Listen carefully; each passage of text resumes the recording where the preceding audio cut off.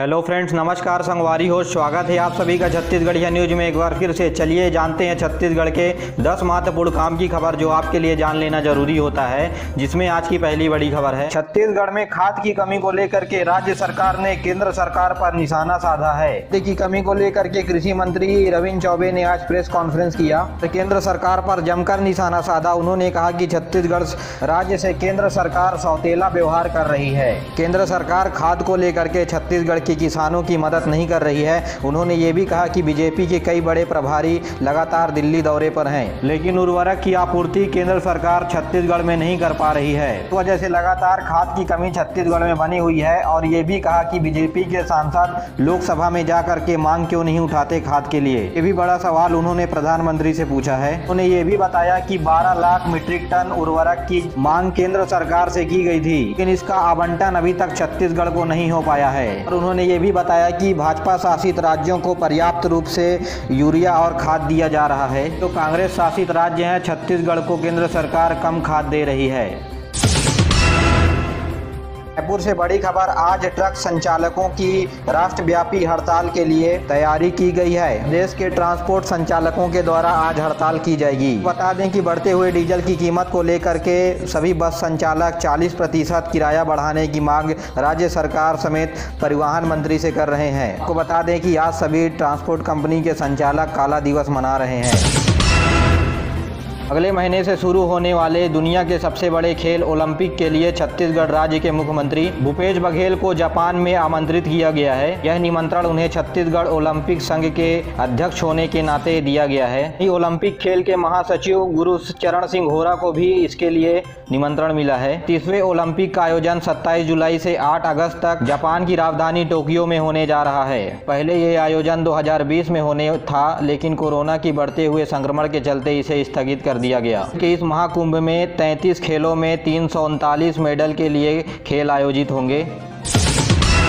छत्तीसगढ़ में पहले डोज के लिए कोवैक्सीन को इस्तेमाल में नहीं लाया जा रहा है। वैक्सीनेशन सेंटर में लोगों को ये समझाया जा रहा है कि कोवैक्सीन का उपयोग दूसरी डोज के लिए कर रहे हैं। अगर आप पहली डोज लगवा रहे हैं तो कोविशील्ड लगवाइए, ऐसा कहकर बिना वैक्सीन लगाए वैक्सीनेशन सेंटरों से लोगों को वापस भेज दिया जा रहा है। रायपुर के CHMO का कहना है कि जिन्हें पहली डोज यानी कोविशील्ड की डोज लगवानी है तो वह जिला अस्पताल में जाकर डोज लगवा सकते हैं। बताया कि मांग के अनुसार ग्रामीण यानी प्राथमिक स्वास्थ्य केंद्र में भी कोवैक्सीन भेजा जा रहा है कि लोग प्राथमिकताओं के आधार पर कोवैक्सीन का भी उपयोग कर सकें। हालांकि इन केंद्रों पर भी कोवैक्सीन के रूप में पहली डोज नहीं लग पा रही है। छत्तीसगढ़ में अब शिक्षक पात्रता प्रमाण पत्र की वैधता आजीवन रहेगी। स्कूल शिक्षा विभाग ने प्रमाण पत्र की वैधता को 7 साल किया था, जिसकी सीमा को खत्म करके अब उसे आजीवन कर दिया गया है। संबंध में शिक्षा विभाग ने आदेश जारी कर दिया गया है और यह आदेश 2011 से अब तक जितने भी शिक्षक पात्रता प्रमाण पत्र होंगे उन सभी पर यह नियम लागू रहेगा। और जिन शिक्षक अभ्यर्थियों की प्रमाण पत्र की वैधता समाप्त हो गई है उनके लिए नया प्रमाण पत्र जारी किया जाएगा। छत्तीसगढ़ के ग्रामीण क्षेत्रों में अब प्राइवेट हॉस्पिटल बनाए जाएंगे। राज्य सरकार प्राइवेट हॉस्पिटल के निर्माण के लिए संचालकों को अनुदान भी देगी। मुख्यमंत्री भूपेश बघेल ने सेवा से जुड़े हुए क्षेत्रों को 10 दिनों के अंदर कार्य योजना बनाने की आदेश जिला कलेक्टरों को दिया गया है। मुख्यमंत्री भूपेश बघेल ने स्पेशलिस्ट डॉक्टर ग्रामीण क्षेत्रों में उपलब्ध कराने की बात कही है। इसलिए सेवा के विस्तार और अस्पताल निर्माण में निजी क्षेत्रों का सहयोग लिया जाएगा। कोरोना काल में विशेषज्ञ डॉक्टर और अस्पताल की कमी एक बड़ी वजह रही। इस वजह से कोरोना की तीसरी लहर को देखते हुए ग्रामीण क्षेत्रों में स्वास्थ्य व्यवस्थाओं को मजबूत और डॉक्टर की उपलब्धता बनाने के लिए इंफ्रास्ट्रक्चर बनाने के भी निर्देश दे दिए गए हैं। छत्तीसगढ़ में हेमंत वर्मा को नए विद्युत नियामक आयोग का अध्यक्ष बनाया गया है। साथ ही प्रमोद गुप्ता को इसी आयोग का सदस्य बनाया गया है। तो ऊर्जा विभाग ने इसके लिए आदेश जारी किया है। BSES केंद्रीय विद्युत नियामक के वाइस प्रेसिडेंट हैं। दिल्ली में भी अपनी सेवाएं दे चुके हैं और NIT रायपुर के छात्र रह चुके हैं हेमंत वर्मा।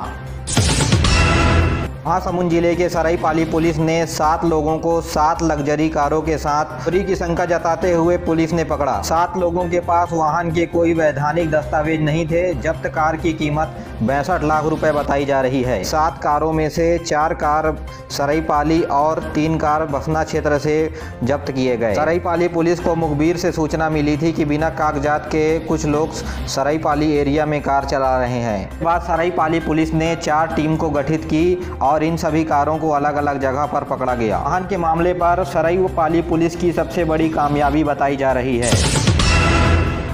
देश में दाम 100 रुपए के पार पहुंच गए हैं, तो वहीं छत्तीसगढ़ में पेट्रोल के दाम अब शतक मारने के लिए पहुंच रहा है। साथ में डीजल का भी वही हाल है, इसकी कीमत बढ़कर 100 रुपए को छूने को है। अगर हम बात करें रायपुर की, तो पेट्रोल के दाम 96 रुपए प्रति लीटर है, तो वहीं डीजल के दाम 95 रुपये 84 पैसे प्रति लीटर है। सबसे ज़्यादा पेट्रोल के दाम बस्तर में है, जहां 98 रुपये 42 पैसे प्रति लीटर तेल है। तो वहीं रायगढ़ और अंबिकापुर में 97 रुपये 30 पैसे पेट्रोल के दाम है।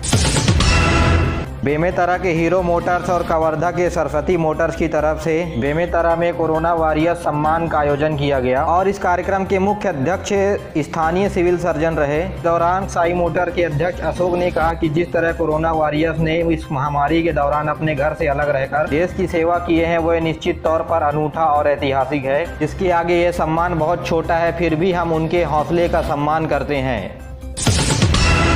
साल भर पहले पत्थल गांव में गुमशुदा रुचिका भारद्वाज के केस को पुलिस ने सुलझा लिया है। कंकाल बरामद होने के बाद साक्ष्यों के आधार पर पुलिस ने अहम खुलासे किए हैं। इसने बताया कि पीड़ित परिवार और आरोपी के बीच आपसी दुश्मनी थी, जिसके चलते मासूम बच्ची की हत्या की गई। आरोपी युवक ने रुचिका भारद्वाज को अपने घर आने से रोका था। इसके बाद गहरी चोट आने से बच्ची घायल हो गई। आरोपी ने बच्ची को मृत मानकर इस मामले पर पर्दा डालना चाहा, जिसके बाद आरोपी ने बच्ची को बोरा में भरकर तालाब के किनारे दफना दिया और बोरे को एक कतरन कपड़े से बांध दिया। उसी कपड़े की मदद से पुलिस दर्जी तक पहुंची और फिर आरोपी ने अपने द्वारा किए गए हत्या को कबूल लिया। के लिए पुलिस को पुरस्कार भी दिया गया। महासमुंद में 37 लाख रुपए कैश जब्त किया गया है। रेहटी खोल चेक पोस्ट पर 37 लाख रुपए पुलिस के द्वारा जब्त किया गया है। आरोपी कैश को लेकर के कोई कागज नहीं दिखा पाए, जिस कारण 37,28,900 रुपए कैश के साथ 2 आरोपियों को पकड़ लिया गया। अंबिकापुर से बड़ी खबर, मैनपाट में हाथियों के दल ने उत्पात मचाया है। यहाँ पर हाथियों ने बीती रात बड़धार में उत्पात मचाया है और गांव के 7 मकानों को नुकसान पहुंचाया है। इसी वजह से ग्रामीणों में दहशत का माहौल बना हुआ है। महासमुंद पुलिस ने अंतरराज्यीय ट्रक गिरोह का खुलासा करते हुए गिरोह के 4 सदस्यों को पकड़ भी लिया है और इन आरोपियों को पुलिस ने इंदौर में पकड़ा है। ये आरोपी पिछले 1 साल में छत्तीसगढ़, मध्य प्रदेश, आंध्र प्रदेश, महाराष्ट्र, उड़ीसा, झारखंड से 10 ट्रक अब तक चुराए हुए थे, जिसे अब महासमुंद पुलिस ने पकड़ लिया है और पुलिस ने इन आरोपियों से 8,70,000 रुपए के सामान को भी जब्त किया। सरायपाली इलाका में ट्रक चोरी का मामला सामने आया तो छत्तीसगढ़ पुलिस ने मुस्तैदी से काम लिया। इसके बाद ये पता चला कि इन आरोपी ट्रक को ले जाने के लिए नेशनल हाईवे का इस्तेमाल करते थे, लेकिन टोल से बचने के लिए दूसरा रास्ता चुनते थे। राज्यों के बॉर्डर के सीसीटीवी फुटेज खंगाले गए तो पता चला कि दूसरे राज्यों में ट्रक को बेचने के लिए ले जाया जा रहा है। मेरे प्यारे साथियों, आज के लिए बस इतना ही। वीडियो पसंद आया तो वीडियो को लाइक करें, चैनल को सब्सक्राइब करना ना भूलें और अपने दोस्तों के साथ जरूर शेयर करिए। दीजिए मुझे इजाज़त, मिलते हैं अगले वीडियो में। तब तक के लिए जय हिंद, जय छत्तीसगढ़।